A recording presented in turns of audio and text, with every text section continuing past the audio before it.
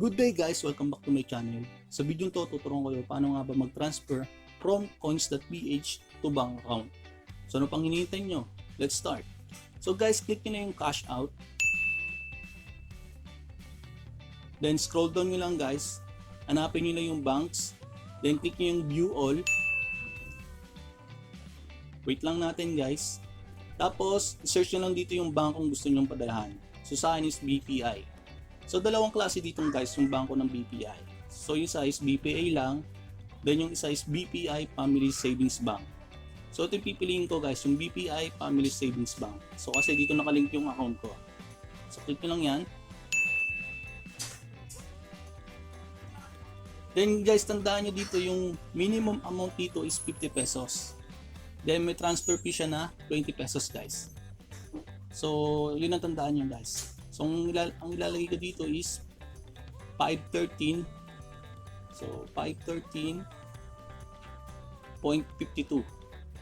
So kung ipa-plus nyo yung transfer fee is meron na tayong 533.52 na madideduct sa ating peso wallet. Then click nyo na yung next guys. Then dito guys, ilagay nyo dito yung holder name nyo, yung account holder name. So yung pangalan nyo sa inyong bank account. So for example guys is Juan de la Cruz. So Juan de la Cruz. Then dito lalagay nyo dito yung account number nyo. So yung 8 digit. So example lang din to guys. Then sa pangatlo is ilalagay nyo dito yung mobile number nyo. So magte-text yung Coins.ph kung nasan na yung pera sa inyong bangko. Then click yung next. Then guys, slide nyo lang to, slide to pay. Yan. Tapos click nyo yung send code via SMS. Yan.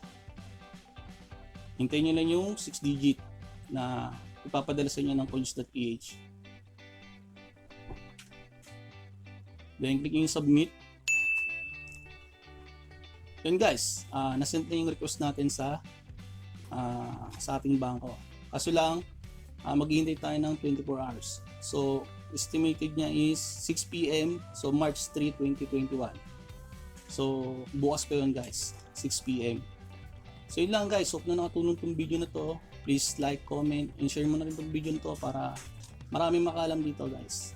So huwag nyo kalimutan na i-like and follow yung Facebook page, yung PH. So yun lang guys, maraming salamat, then bye.